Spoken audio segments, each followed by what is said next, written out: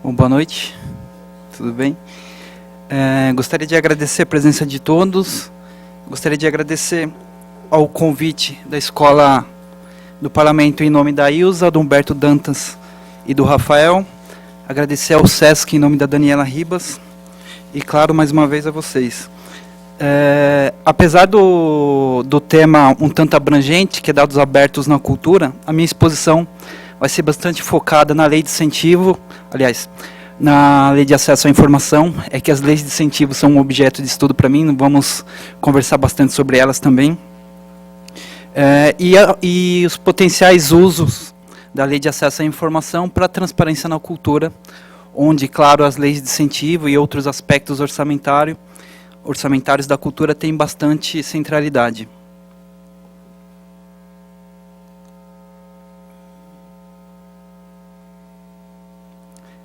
Algumas considerações iniciais aqui.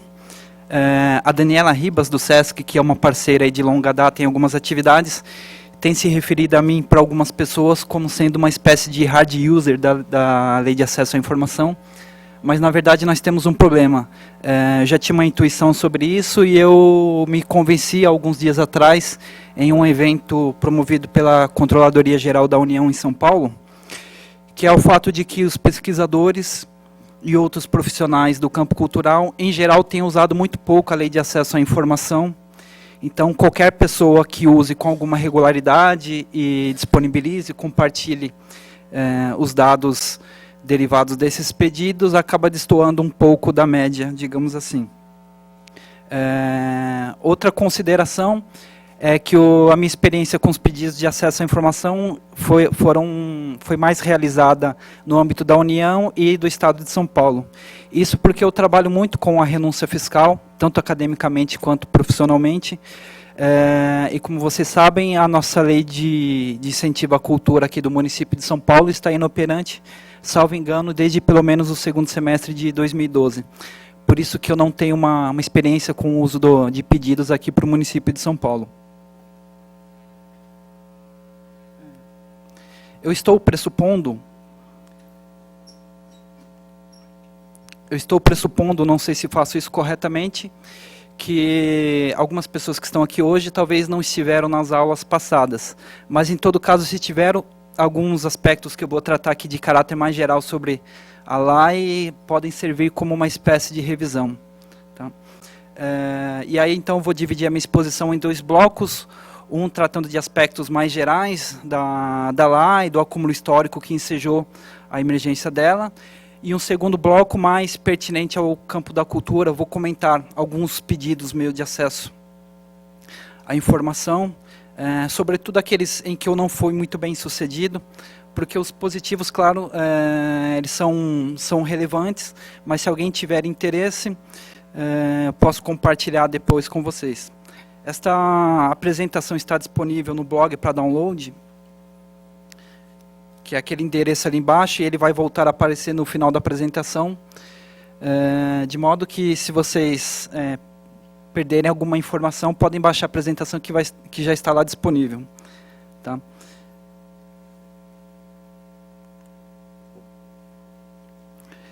No campo internacional, as discussões que ensejaram a emergência das leis de acesso à informação, de uma maneira geral, aparecem muito atreladas à questão da liberdade de imprensa, da liberdade de opinião.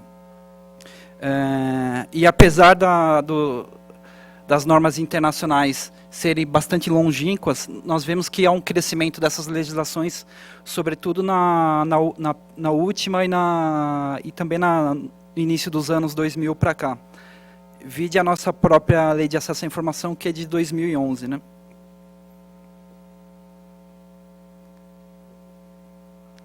Esse aqui é um quadro não completo, mas que é importante observar. É um quadro que conforma os parâmetros normativos da Lei de Acesso à Informação. Como se sabe, a lei vem regulamentar algumas passagens da Constituição Federal, que estão dispostos ao longo dos artigos 5º e 216, Mas, não obstante isso, o caput do artigo 37 vai trazer para a gente os chamados princípios da administração pública, que são aqueles consagrados, né? Legalidade, impessoalidade, moralidade, publicidade e eficiência.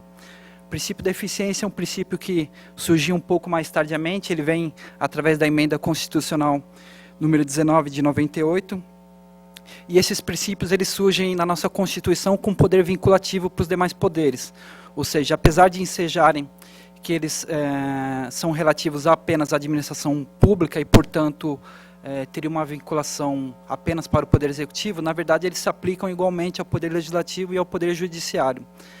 E isso para os 3 níveis de governo. Mas, não obstante isso, a nossa Constituição do Estado de São Paulo e a Lei Orgânica do município também vão evidenciar esses princípios.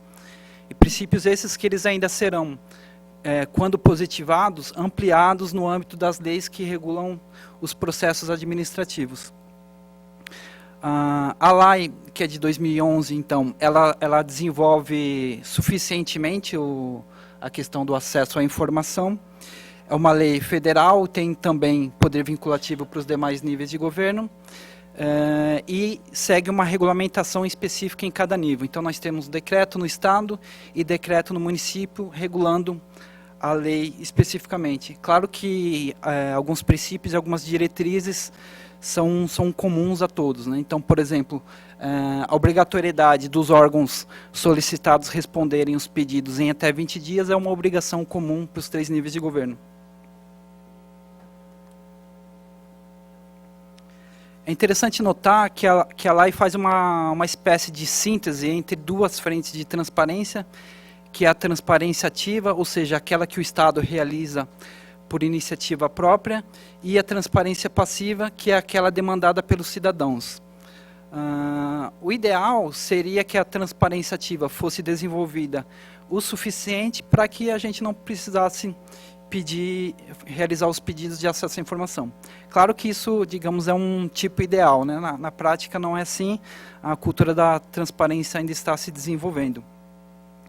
E como é que ela faz essa síntese entre essas 2 frentes de transparência? Ela faz instituindo a obrigatoriedade de, pelo menos, cada nível do governo ter um portal da transparência e ter um segundo portal, eu chamaria de plataforma, que são os que nós convencionamos chamar de SICs, né? Os sítios eletrônicos por onde se processam os pedidos de acesso à informação. Há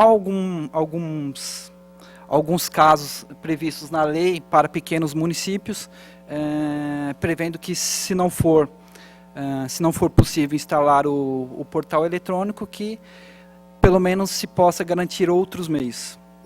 Mas, de uma maneira geral, a internet é um fato consolidado, então o que se espera é que toda a unidade da federação com autonomia administrativa possa ter o seu portal eletrônico.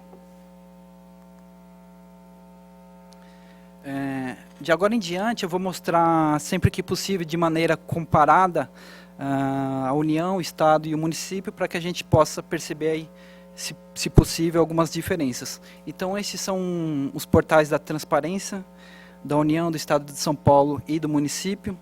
Vamos voltar a esse ponto, mas por aqui já dá para ter uma ideia que uma dificuldade ensejada por esses portais é a falta de alinhamento entre eles.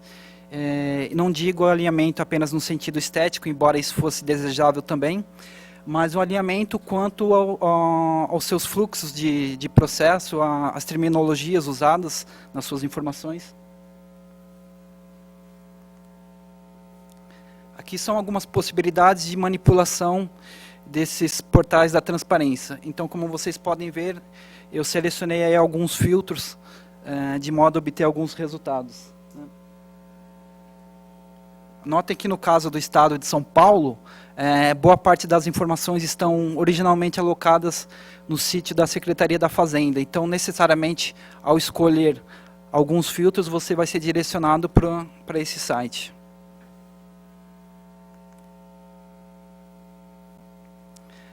Aqui, de modo um pouco mais detalhado, algumas possibilidades de uso no portal da transparência do município de São Paulo. Notem que, neste caso, eu escolhi despesa e como fonte de recurso, não os recursos orçamentários do município, mas os recursos oriundos de transferências federais. E avançando um pouco mais no detalhamento, é possível perceber, por exemplo, quanto desses recursos de transferência foram destinados à coordenação dos centros culturais e quanto foi destinado, por exemplo, ao gabinete do secretário.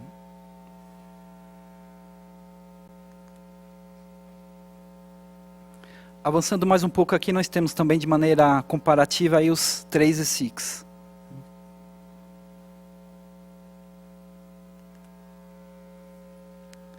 Essa aqui é a visualização do ESIC da União por dentro. Então, notem ali a consulta aos pedidos realizados por mim mesmo. Um aspecto positivo deste ESIC e também do ESIC do município de São Paulo em relação ao ESIC do estado de São Paulo é que eles mantêm a relação ali em fácil acesso de todos os pedidos realizados pelo usuário. Então, o usuário nessas duas plataformas dispõe de um cadastro permanente e ele pode voltar a consultar os seus pedidos, os recursos e as respostas sempre que ele quiser. No estado de São Paulo, salvo engano meu, que sou um principiante também no uso do portal, você não dispõe desse cadastro permanente, você faz a consulta individualmente por protocolo de pedido. Aqui o ESIC do município. Perdão, aquele era o ESIC do estado e esse é o ESIC do município. Notem aqui no caso do ESIC do município algumas possibilidades de pedidos de informação, por exemplo, diretamente à Secretaria Municipal de Cultura ou à Fundação do Teatro Municipal.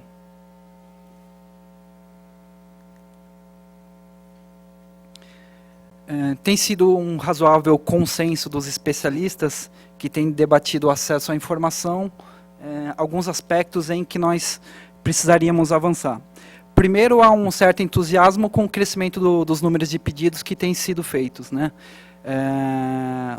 No evento a que me referi da Controladoria Geral da União, foram apresentadas algumas estatísticas setoriais de uso, e essas estatísticas levam a esse entusiasmo.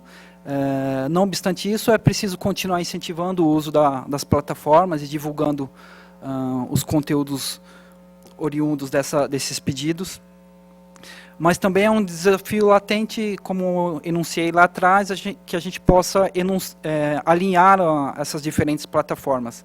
E por que é uma dificuldade se fazer isso?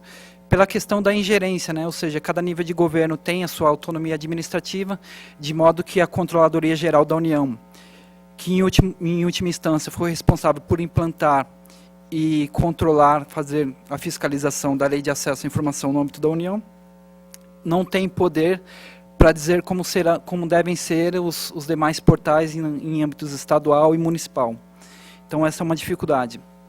A outra dificuldade, que também é objeto de consenso entre os especialistas, é que nós devemos avançar no aspecto da inteligibilidade. O que significa isso? Nós precisamos tornar as informações mais facilmente compreensíveis. E uma maneira de se fazer isso é disponibilizando as informações por meio de síntese. Nesse sentido, eu penso que um aspecto que tem sido pouco valorizado é o instituto da chamada Carta de Serviços ao Cidadão. Por exemplo, no âmbito da União, nós temos esse instituto que surgiu por meio de decreto. Não conheço exatamente no caso do estado de São Paulo e do município se há algo semelhante, mas se nós observarmos aqui no telão, por exemplo, a Carta de Serviços ao Cidadão do Ministério da Cultura, que o próprio Ministério da Cultura tem divulgado muito pouco, né? Recentemente o Ministério colocou no ar um sítio eletrônico específico para a Lei Rouanet, e todavia deixou um pouco essa iniciativa de lado, que é uma iniciativa interessante. Se a gente pensar, por exemplo, nesses dois filtros que estão selecionados, da Lei Rouanet e da Lei Federal do Audiovisual, e relacionarmos aí as dificuldades dos pequenos produtores audiovisuais, nem todos compreendem o que compete em termos de projetos culturais, apresentar uma lei e apresentar a uma outra, né? E há toda uma diferença aí de trâmite de órgãos relacionados, e o pequeno produtor audiovisual não necessariamente tem esclarecimento acerca disso. Então, penso eu que esse seria um aspecto a ser valorizado. Aqui algumas sugestões de aprimoramento.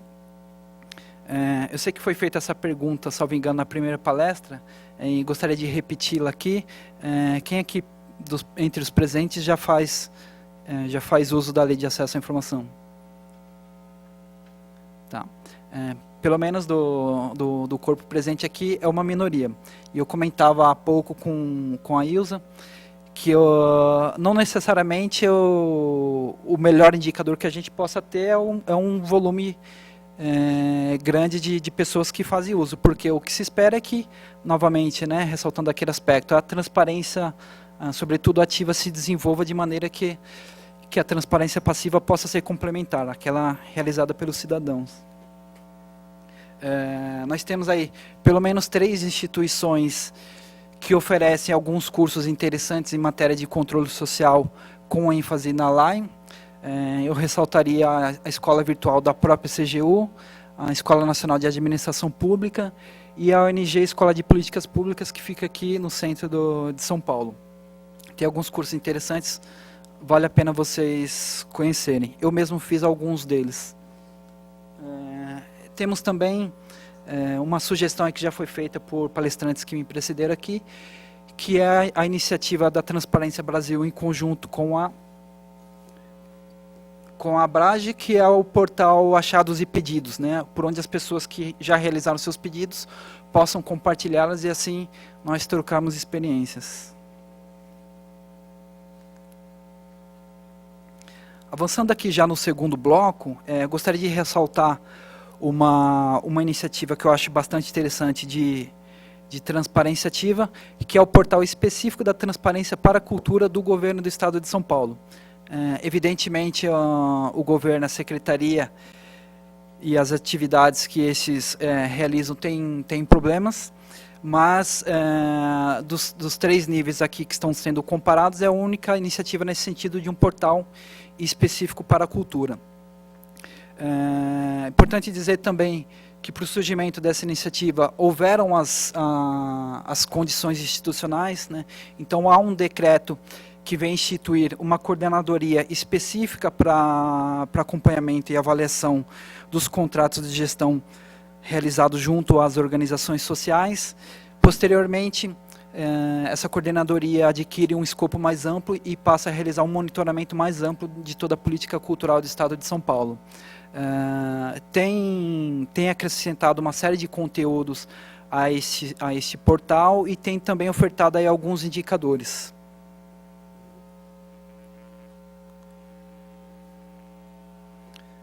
O Brasil participa de uma iniciativa internacional, que é a parceria para o governo aberto. Atualmente, o Brasil está no seu 3º plano de ação para dados abertos, e somente nesse 3º plano é que a cultura foi incluída. De um total de 16 compromissos firmados nesse plano, exatamente o 16º compromisso é um compromisso relativo à cultura, que é o compromisso de fortalecer o Sistema Nacional de Informações e Indicadores Culturais.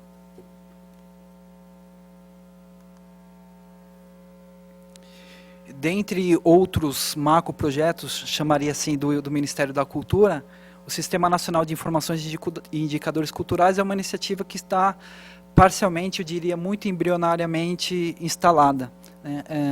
Se espera que esse sistema possa se fortalecer ao ponto de que nós tenhamos a maioria dos indicadores imprescindíveis da política cultural em âmbito da União e, se possível, também dos estados e municípios alocados nesse portal. Mas temos sofrido, e vocês sabem disso, com a descontinuidade de uma série de iniciativas. Talvez o próprio Ministério tenha dúvida se vale a pena ter esse sistema, ao passo que nós temos o SALIC, que é o portal oficial, digamos assim, da Lei Rouanet.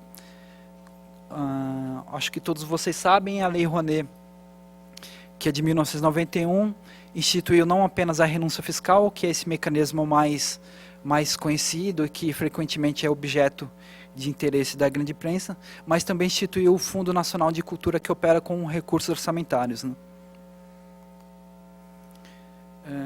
O SALIC, ele funciona ao mesmo tempo como uma espécie de escritório virtual para os proponentes dos projetos, aí tanto para o Fundo Nacional de Cultura como para o mecenato, e funciona também como uma iniciativa em transparência ativa, por essa iniciativa, por exemplo, eu consigo, para cada exercício fiscal específico, identificar os maiores proponentes, os maiores patrocinadores.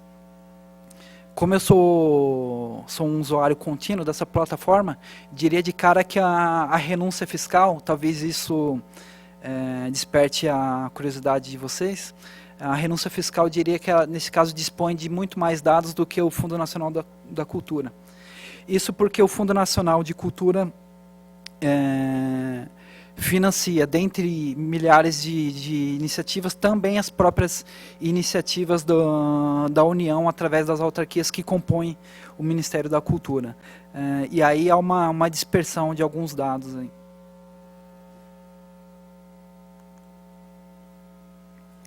Aqui alguns cases da sociedade civil e que funcionam aí entre essa tarefa de realizar a transparência e a tarefa de se produzir e se disponibilizar indicadores. Uma delas é a Mostra-me, que é essa plataforma, eu diria que ela é operacionalizada individualmente por um programador. Esse programador, ele se vale do próprio SALIC e, no entanto, disponibiliza as informações da Lei Rouanet de uma maneira mais interessante. Eu diria que mais clara do que o próprio SALIC. Uma segunda iniciativa, e essa tem um alcance um pouco menor, porque é muito dependente de patrocínio, é uma iniciativa que reúne informações dos mecanismos de renúncia fiscal, tanto em âmbito da União quanto dos estados e municípios, mas abrangendo um período bastante curto.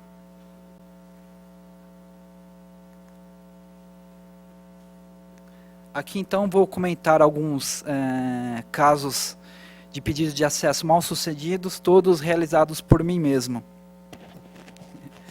Como eu disse, seria importante divulgar os pedidos mais bem-sucedidos, e eu posso comentá-los brevemente. De uma maneira geral, eles foram maiores e mais significativos, porque eu realizei muito mais pedidos em que eu consegui obter os dados que pedia. Muitos desses pedidos têm subsidiado alguns trabalhos meus, como, por exemplo, a produção de séries históricas relativas à Lei Rouanet, tanto para o Fundo Nacional quanto para o mecenato, e esse é aquele tipo de trabalho que não tem data para terminar, você lida com ele sempre que tem um tempo, e até porque também se trata de objetos em plena evolução. Né? Então, vou trabalhando eles aos poucos. Tive alguns pedidos que me subsidiaram significativamente, e eu esqueci de comentar isso lá em um dos primeiros slides, que foram pedidos relativos às organizações sociais contratualizadas com a Secretaria de Estado da Cultura de São Paulo. Eu fiz um estudo ano passado, em que eu mapeei exatamente todos os aportes por meio da Lei Rouanet realizados pelas estatais paulistas em favor das organizações sociais contratadas com a Secretaria. Esta é uma relação que ela é perfeitamente legal, mas, no meu ponto de vista, deixa de observar com a mesma intensidade alguns dos demais princípios da administração pública. E eu fiz isso de maneira bastante dialógica junto à Secretaria de Cultura, me reuni com eles para discutir casos, discutir legislação. Todavia, esse é um assunto que ele é tratado de maneira, eu diria, um tanto inconstante na Secretaria. Se alguém tiver maior interesse nesse estudo, depois posso disponibilizar os dados. Mas, então, voltando aqui aos casos não bem-sucedidos, diria que um primeiro deles, na verdade dois, foram pedidos que tinham como escopo a solicitação de dados relativos à Lei Sarney. Não sei se todos sabem, a Lei Sarney é a Lei Federal de Incentivo à Cultura, que precedeu a Lei Rouanet e vigorou de 86 a 90. Se diz, isso não é uma informação precisa, que quando houve o rebaixamento do Ministério da Cultura para a condição de secretaria durante o governo Collor, muitos pedidos, muitas informações e documentos foram perdidos. A esposa do Celso Furtado, que foi o ministro com maior duração durante esse período, comenta que volta e meia aparece um pesquisador da área cultural procurando ela e querendo saber se ela dispõe de dados da gestão do Ministério para aquele período. E o fato é que ela não dispõe. Mais recentemente, uma pesquisadora, me falha agora o nome dela, que é uma orientanda da professora Lia Calabre, que é uma servidora da Fundação Casa de Rui Barbosa, tem se dedicado bastante à temática da Lei Sarney, e tem alguns estudos relacionados à fiscalização da lei, mais recentemente relacionados aos dados da lei também. Eu ainda não consegui ler esse artigo, mas é possível que ela tenha sanado parte deste problema. E aí, no caso deste pedido, eu não consegui obter essas informações. Houve ali um diálogo inter-órgãos, mesmo sem eu pedir que eles fizessem esse diálogo internamente, mas o fato é que ninguém conseguiu identificar esses dados para saber, por exemplo, precisamente quantos projetos foram financiados via aquela lei, que projetos foram esses, então temos essa lacuna aí. Um segundo pedido, esse talvez destoe bastante da gama de pedidos que geralmente são feitos, é um pedido que eu fiz durante a gestão Marcelo Caleiro, do Ministério da Cultura, em que ele participou de um evento no Rio de Janeiro, promovido por uma entidade representativa do teatro lá, que eu não vou citar o nome, embora a pista esteja bastante evidente, e segundo o que foi noticiado pelo próprio Ministério, também pela imprensa, ele teria recebido um documento com contribuições para a reformulação da Lei Rouanet. E eu pedi exatamente este documento, porque queria saber que contribuições são essas, e se trata de um assunto de relevante interesse público. Houve também, talvez, aí uma precipitação da minha parte, porque não esperei um tempo significativo para que o próprio Ministério processasse esse documento. Então, segundo eles, não só quando do pedido da informação, mas também do recurso em primeira instância, o ministro ainda não tinha apreciado o documento. Um terceiro caso aí de pedido foi uma solicitação que eu fiz inicialmente à própria CGU e não ao órgão, que neste caso é a Ordem dos Músicos do Brasil, porque sequer os conselhos profissionais constam lá no ESIC quando você vai identificar os órgãos passíveis de sujeição à lei de acesso. Isso para fins de um trabalho que eu venho desenvolvendo na Universidade Federal de São Paulo, em que estou estudando a regulamentação profissional dos músicos. Não preciso me alongar aqui sobre a questão da ordem, todo mundo sabe que é uma instituição bastante antiga no nosso ordenamento, desde 1960, passou por muitos problemas, intervenção da ditadura militar, etc. E ao fim e ao cabo eu sei que eles não dispõem da maioria daquelas informações que eu queria, informações tal como número de filiados e número de pessoas dentre esses filiados que contribuem regularmente com aquelas contribuições compulsórias que a lei favorece a instituição. A CGU entendeu que esse caso não se aplica, ou seja, que segundo o escopo da Lei de Acesso à Informação,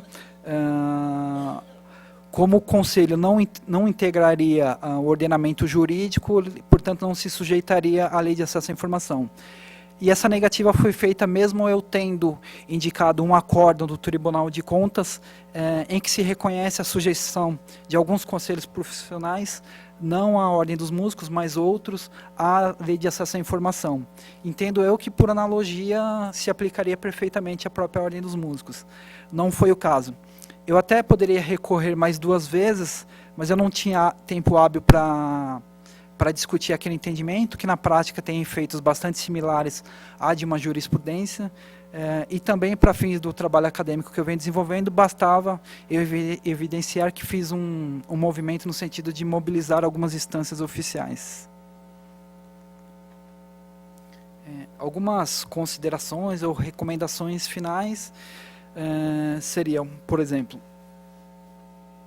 eu diria que toda vez que se pretender realizar um pedido de acesso à informação, desde que esse pedido não tenha um escopo muito específico, que se possa fazer uma busca inicial no portal da transparência para ver o quanto do que está ali já supre a sua necessidade. Uma segunda recomendação seria de que, exatamente nesses casos em que o seu pedido tem como objeto um conselho profissional, que segundo toda uma literatura compõem-se o ordenamento jurídico na forma de autarquias especiais, ou mesmo daquelas iniciativas que se dão em âmbito descentralizado, através de organizações sociais, por meio dos contratos de gestão, ou das OCIPs por meio dos termos de parceria, de convênios, etc., que se concentra esses pedidos diretamente ao órgão do Poder Executivo, que é o contratante, porque a lei, né, ainda, digamos, ainda está se consolidando, as pessoas ainda estão se apropriando, e nesse sentido, você realizar algum pedido que tenha como objeto informações bastante amplas de um contrato de gestão, por exemplo, e fazer esse pedido diretamente à organização social, penso eu que o risco de você não ter sucesso é grande. Portanto, minha recomendação é que se concentre esses pedidos ainda no Poder Executivo.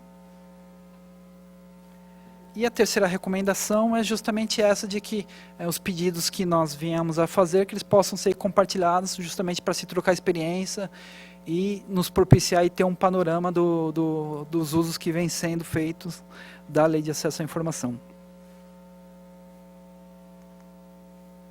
Bom, aqui estão os meus contatos, novamente o endereço do blog para quem quiser obter a apresentação. Tenho a impressão de que eu fui um pouco mais rápido do que necessitava, não sei se corri demais. Acho que o Rafael agora vai abrir um espaço para perguntas, não é isso?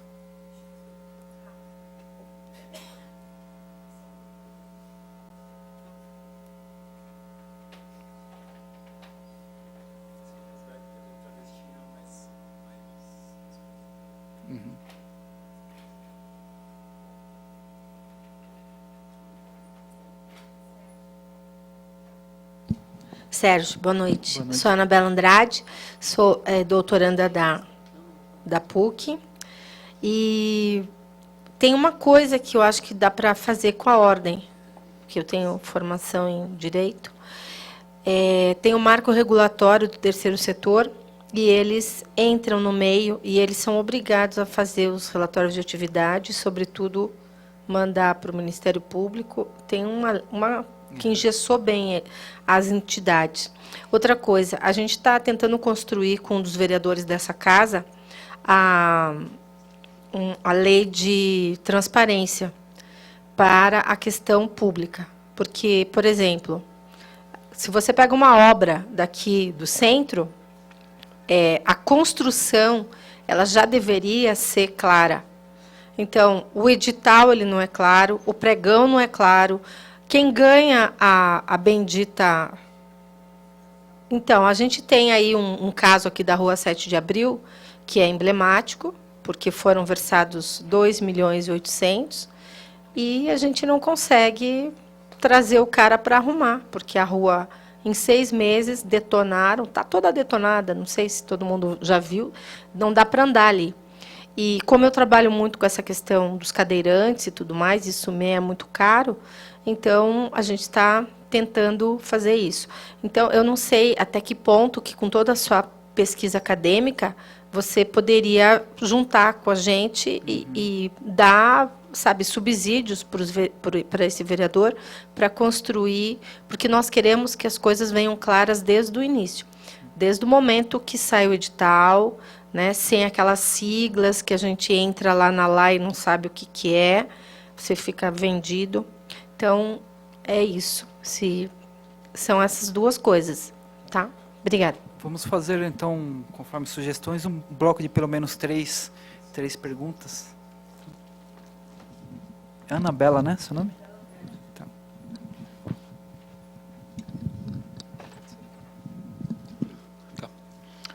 Boa noite, Sérgio.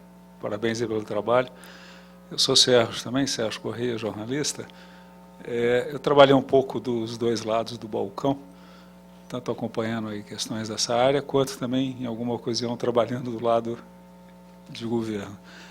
E há, de fato, uma falta de transparência muito grande nessa tramitação, como você colocou mesmo muito bem, é um tanto quanto enigmático, e uma certa falta aí de clareza nas regras, né? A não ser que você esteja muito enfronhado na questão, acompanhando, se tornando quase que um especialista, há muita dificuldade nisso e acaba Inclusive, acaba tendo na praça pessoas que são verdadeiros especialistas no assunto, que não deveria ser um assunto relativamente mais claro. Além dessa transparência, que tipo de medida, que tipo de ação poderia ser tomada, que você entenderia relevante para melhorar essa transparência na prática, no dia a dia? Porque a gente vê aí quase uma caixa preta em algumas situações de decisões, né, nessa área de editais de cultura. Seria isso, obrigado. Obrigado, Sérgio.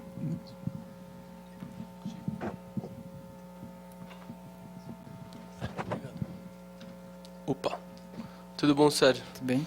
A gente teve aqui, acho que no primeiro ou no segundo encontro, a participação de um funcionário da CGM e um dos audientes aqui perguntou sobre o caso específico da OS do Teatro Municipal. Queria que você falasse um pouco se tem algum movimento que obrigue as OS a divulgarem quando estão ocupando alguma gestão de órgão municipal, divulgarem não só a parte que cabe ao dinheiro público, mas também a parte que cabe ao dinheiro privado, que acaba sendo onde escondem os números e os dados. Obrigado. Qual o seu nome? Gabriel. Obrigado, Gabriel. Responde essas três e depois a gente faz outro bloco, ok? Tá ok. Anabela, eu fico um pouco intrigado com a questão do marco regulatório das organizações da sociedade civil, porque é o que me parece, segundo a literatura especializada, os conselhos profissionais não integrariam necessariamente o que a gente vem chamando de terceiro setor. Eu entendo que sim, houve um pouco uma má vontade ali naquele caso em particular, da pessoa que respondeu o meu recurso à CGU. Eu entendo que sim, se aplica perfeitamente a lei aos conselhos profissionais, mas acho que isso é uma questão de tempo. Eu poderia ter insistido em demais instâncias recursais, não fiz porque não tinha tempo hábil, mas provavelmente é algo que eu devo retomar mais adiante. Quanto ao...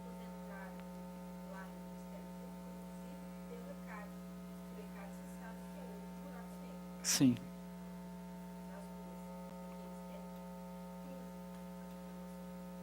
Tá. Eu tenho acompanhado relativamente algumas questões relacionadas ao ECAD. Acho que vocês sabem, há poucos anos atrás foi aprovada uma lei que institui a obrigatoriedade da supervisão estatal ao ECAD, porque o ECAD, ao fim e ao cabo, é uma entidade de natureza privada, mas que, porém, está no exercício de uma função pública, que é a função fiscalizadora, neste caso, dos direitos autorais.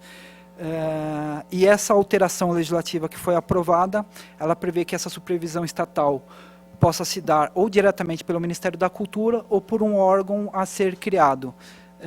E, novamente, o problema nesse caso é a descontinuidade de ações, de gestões. Então, há essa previsão e, no entanto, essa supervisão estatal ainda não acontece. Fora problemas de outra ordens, como, por exemplo, se incide ou não a obrigação do pagamento de direitos autorais quando as obras são executadas em serviços de streaming. Já existe entendimento do Supremo Tribunal de Justiça que sim, e essa jurisprudência, inclusive, abre entendimento por um possível recolhimento, até mesmo pelo YouTube, que não é estrito sensu um serviço de streaming como é o de outras plataformas, né? Mas, enfim, acho que eu com certeza devo retomar essa questão mais adiante, mas obrigado pela recomendação. Esqueci de comentar, estou à disposição para esse trabalho que vocês vêm fazendo. Tá legal. Obrigado, voltamos a nos falar com certeza. Para o Sérgio, meu xará, alternativas para a insuficiência do que nós temos aí produzido em matéria de transparência. Boa parte das dificuldades que nós temos, ela é relacionada não só àquelas atividades exercidas unilateralmente pelo próprio Estado, mas a iniciativas que são realizadas em conjunto com a sociedade civil, em parceria com o terceiro setor, ou mesmo como no caso das licitações que envolvem empresas de finalidade lucrativa. Eu penso que a questão da transparência, ela não será suficiente se ela for entendida como uma obrigatoriedade exclusivamente do poder público. Porque, ao fim e ao cabo, o Estado também ele é provedor de uma série de serviços que estão numa fronteira muito difícil entre as esferas pública e privada, né? Seja por meio do terceiro setor, seja por meio das licitações com as empresas de finalidade lucrativa. Dentro da minha atuação, que é bastante reduzida, o que eu tenho tentado fazer, de maneira bastante sintética, dar algumas pistas, por exemplo, dos projetos de renúncia fiscal em que eu trabalhei. Então, relaciono lá os projetos no meu sítio eletrônico, os projetos que eu trabalhei, e não disponho exaustivamente dos dados, de quanto foi captado, mas informo, por exemplo, o código que identifica o projeto. E por que isso? Alguns anos atrás, eu participava de uma discussão no Instituto do Legislativo Paulista. Salvo engano, foi por conta de um curso de licitações, e nós discutíamos a questão da transparência, e a servidora da Alesp, que naquele caso era a facilitadora da atividade, disse uma coisa bastante interessante. Quando se fala em transparência, a primeira coisa que nos vem à cabeça é, por exemplo, um dirigente público convocar a imprensa e alardear uma série de dados. Mas não necessariamente isso vai levar a uma transparência bastante efetiva, porque pelo tempo de que dispõe, a imprensa ela lida com todas as questões, ela vai imprimir invariavelmente uma leitura parcial. O que pode ocasionar uma transparência bastante efetiva? É você garantir a comunicação entre os dados. Então, digamos que eu vou acessar um determinado portal da transparência e de imediato não vou obter aquela informação que eu preciso. O ideal é que pelo menos esse portal ele possa surtir um efeito pedagógico em que a partir dali eu saiba quais os caminhos para obter aquela informação. A gente pode pensar que dificilmente todas as informações vão estar num único portal, porque isso invariavelmente levaria a um acesso de informações que ninguém consegue processar, né? O que se espera é esse efeito pedagógico, de que quando você acessa determinado portal, a partir dali você pelo menos sabe quais são os caminhos efetivos para obter aquela informação. E foi isso que me motivou a, por exemplo, realizar, ainda que muito modestamente, essa pequena transparência que eu faço no âmbito das minhas atividades, que são privadas, mas que se valem de recursos públicos também. E esse é um trabalho que foi bastante constituinte da minha atividade empresarial, embora cada vez mais tenham realizado isso com menos intensidade. Para o Gabriel, o caso da Fundação Teatro Municipal. Esse é um caso que foi bastante emblemático, e ele foi emblemático, claro, não apenas porque o que ocorreu ali, evidentemente, foi grave, mas porque o Instituto das Organizações Sociais não era um instituto historicamente apreciado por aquela gestão, né? Ou seja, pelo partido e pelos grupos da base aliada do partido daquela gestão anterior, que não esta. Para ser sincero, eu não acompanhei em detalhes esse caso. O que eu diria é uma preocupação minha, e devo confessar também que não estudei isso a fundo, é que essa nova gestão, segundo o enunciado da campanha, tem a proposta de se criar algo como uma agência reguladora para as organizações sociais. Talvez isso possa ser problemático, porque o município de São Paulo, tal como o município do Rio de Janeiro, distintamente de outros municípios, são casos em que você tem tribunais de contas específicos, né, que eles já existiam antes da Constituição de 88, e estou dizendo isso porque a Constituição, não sei se você sabe, mas elas não obrigam os municípios a terem tribunais de contas específicos, exclusivos. E talvez possa haver aí, se de fato for criada essa agência, uma sobreposição de controles. Eu tenho conversado com algumas pessoas, especialistas, inclusive pessoas da Secretaria de Estado da Cultura, o que elas me dizem é que não necessariamente, porque já estaria em razoável medida previsto no próprio conceito e na própria doutrina acerca das organizações sociais, que elas possam estar sujeitas a uma multiplicidade de controles. Então, eu também preciso pensar um pouco melhor. Você colocou a questão da transparência ser realizada pelas organizações sociais, tanto quando os recursos percebidos são públicos quanto são privados. Invariavelmente, os recursos que elas operam são públicos, né? Mesmo no caso da renúncia fiscal. O entendimento é esse. Penso que o avanço da cultura política administrativa é o que deve contornar esse problema, né? Porque se ela operacionalizar um recurso que não for eminentemente público, embora ela esteja sujeita a uma série de controles que também estão sujeitos à administração pública, eu diria que a obrigatoriedade dela de transparência não se dá com a mesma intensidade. Um movimento passível de ser feito neste caso é cobrar essa transparência por iniciativa própria das organizações sociais. E aí é um trabalho de toda a sociedade, né?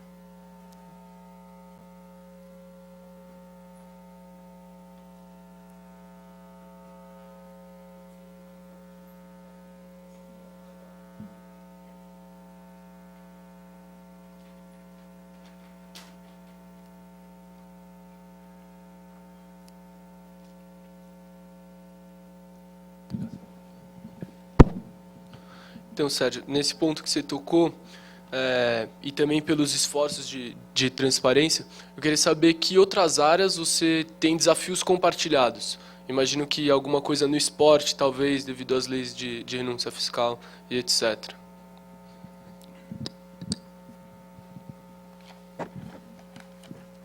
Mais alguém?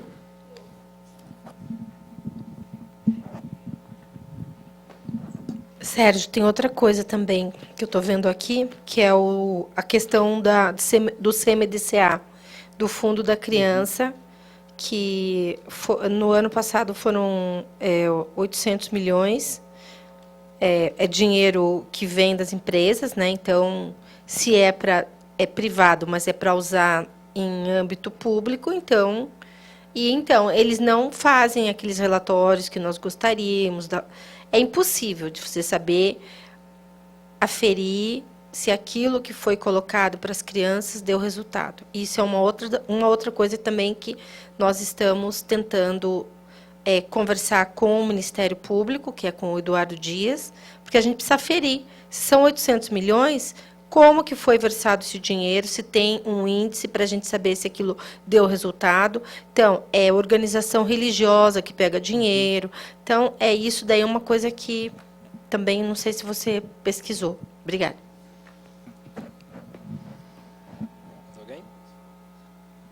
Então a gente fecha com isso aqui. Legal. Gabriel, por conta dos estudos legislativos, claro, até tive uma incursão aí relacionada a outras áreas que não a cultura, mas minha atuação sempre é com bastante ênfase na cultura. Por conta das leis de incentivo, o esporte, claro, ele, digamos, compartilha de alguns dos mesmos problemas da área cultural. Embora, de uma maneira geral, o volume que a área do esporte mobiliza é ainda menor do que o da cultura, pelo menos no tocante à renúncia fiscal. Creio que a área da assistência social deve ter desafios tão problemáticos e grandes quanto essas áreas, se não maiores, né? Então, não consigo te trazer aqui um case mais detalhadamente de outra área, tá bom? Mas obrigado.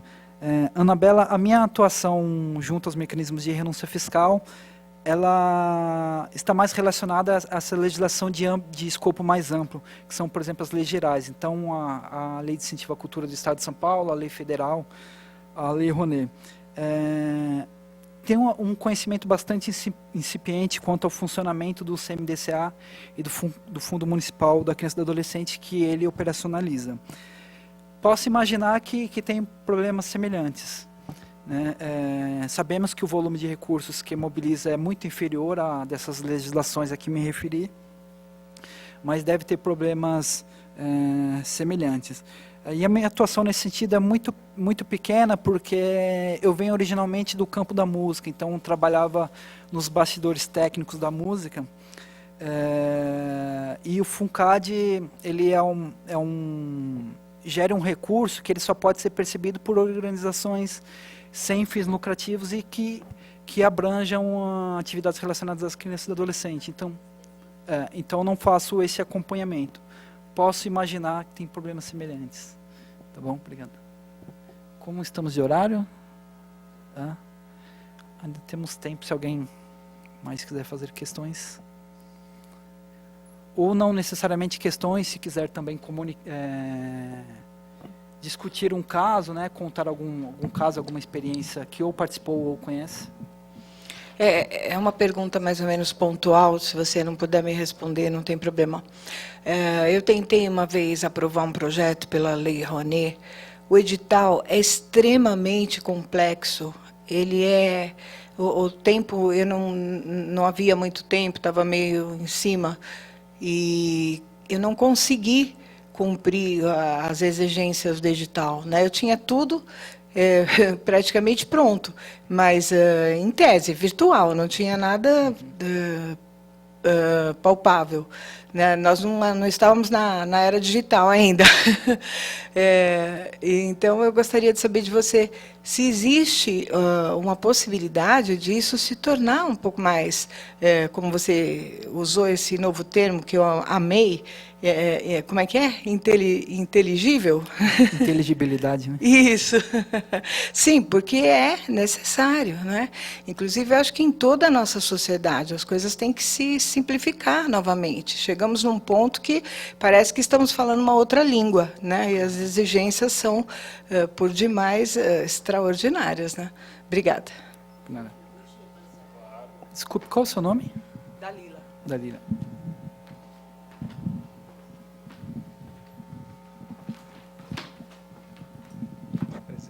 Olha, eu posso ser um ponto fora da curva, porque é a primeira aula que eu venho. Lamentavelmente, não pude vir. Eu queria saber de você o seguinte: por quê? Por quê que não se faz coisa simples, coisa fácil, coisa que você vai, bate o olho e resolve com simplicidade? Eu trabalhei numa refinaria e me lembro que uma das reuniões nossas com o superintendente, começou dizendo o seguinte: 3 S's para vocês da área de projetos. Sejam sempre simples. Fazer coisa simples é difícil, não é fácil. Fazer coisa simples fica barato, é rápido, é econômico, dá satisfação, dá prazer de fazer. Agora, você imagina você pegar um calhamaço daquele, complicado, para dizer para você: ó, sua idiota, você não faz não, vai passar o prazo, não vou te dar nada, eu quero continuar enganando esse povo, porque através disso eu me sinto assim, completamente enganada. Correto? Não sei. Como volto a dizer, como ela falou, fica à vontade para não responder. Porque assim, por que não ser simples? Para tudo. Qual é o seu nome? Meu nome é Maria Ismélia Nogueira Santos.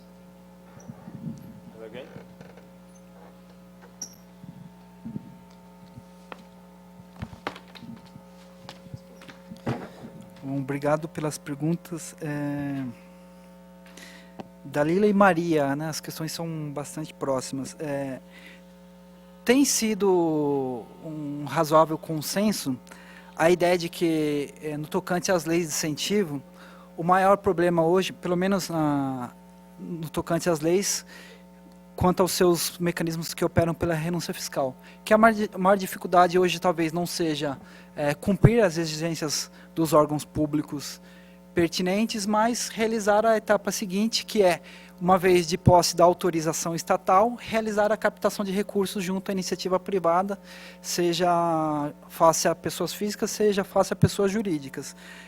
Eu concordo parcialmente, porque quando nós olhamos para as séries históricas das leis de incentivo à cultura, de uma maneira geral, tem crescido a quantidade de projetos aportados e de projetos que foram efetivamente executados, portanto, que perceberam recursos, como também tem crescido, talvez até de maneira infreável, um certo nicho de mercado, que é esse nicho de oferta de cursos para projetos culturais, tendo como finalidade as leis de incentivo à cultura ou não. Posso dizer da minha experiência que sim, já houve bastante simplificação dos processos, das informações, ainda não suficientemente, mas sim houve. vale a pena vocês darem uma acompanhada. O Ministério da Cultura divulgou recentemente algumas cidades que sediarão encontros com representantes, sobretudo da Secretaria de Fomento e Incentivo à Cultura, em que serão explicadas as informações e as novas determinações da instrução normativa que o Ministério da Cultura publicou esse ano. Então, será uma oportunidade para dirimir algumas dessas dúvidas.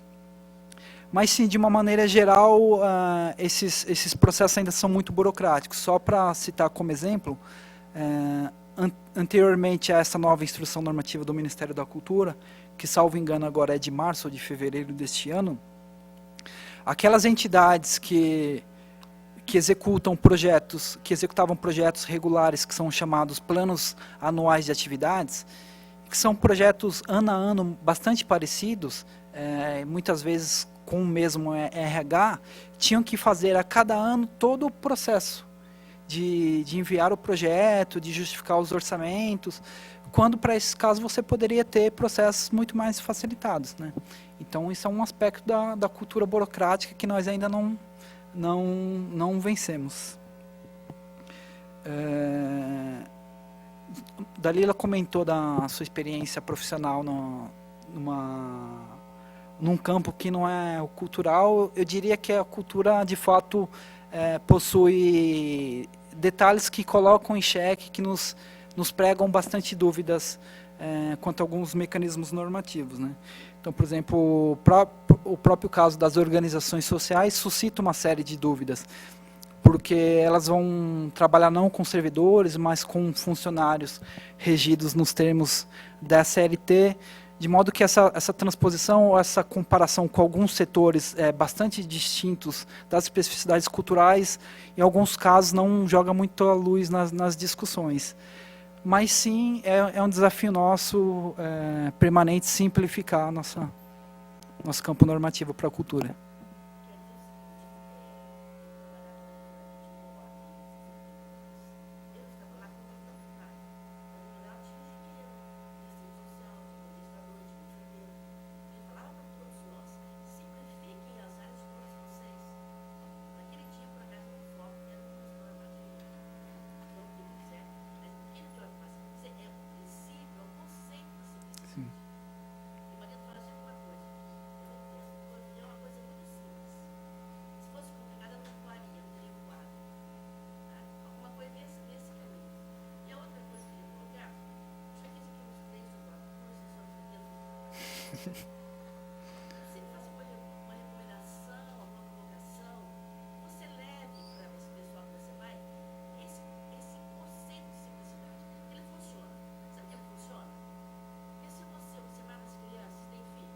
Não. Com as crianças dá certinho.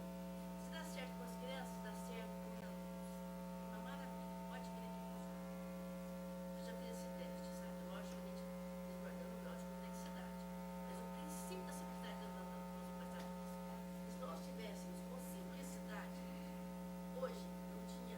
Você estava de bobeira. Robô que é muito complexo. Olha a confusão que é, gente. É muito, muito complexo essa coisa toda. Então, eu acho que é um momento, uma comparação boa, né? Porque é necessário que a gente fiscalize, acompanhe, olhe, critique. Mas se a coisa conversa, as pessoas inteligentes, não sei, isso é igual a Eu concordo e diria que a simplicidade ela é imprescindível, não apenas quando um ente privado pleiteia um recurso público, mas também já na etapa da fiscalização e da avaliação daquela atividade que foi realizada. O Ministério da Cultura vem há alguns anos divulgando um dado acerca das prestações de contas da Lei Rouanet não apreciadas, que, salvo engano meu agora, atualmente estaria em cerca de 18 mil prestações de contas não apreciadas. Isso, em grande medida, se deve a essa complicação que foi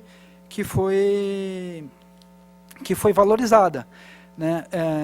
Há toda uma discussão, uma literatura que reflete acerca da distinção entre controles a priori e controles a posteriori, né? Toda a discussão que vem da literatura chamada Nova Administração Pública permeia muito essas questões. E sim, se você tivesse processos simplificados, talvez você não tivesse, por exemplo, hoje, no âmbito da Lei Rouanet, um passivo tão grande de prestações de contas não apreciadas. Isso não significa dizer que reivindicar uma simplificação nós estaríamos abrindo mão do controle a médio e longo prazo, né? Ou seja, tem que se cobrar do ente privado que percebe recursos públicos que ele mantenha os documentos produzidos no âmbito daquela atividade guardados, que eles possam estar acessíveis. Mas sim há uma mudança de mentalidade desejável nesse sentido, né?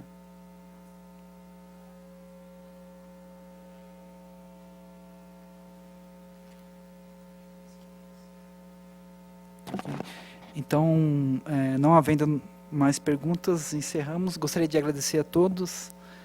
Foi um prazer, então novamente agradeço pelo convite e fico à disposição para a gente conversar através daqueles contatos. Tá ok? O pessoal do Parlamento agradece também, e a apresentação vai estar no nosso site. Todas as apresentações que foram liberadas pelos palestrantes estarão lá, ok? E os vídeos também. Boa noite. Aqui também. Isso. Quarta-feira, a última aula.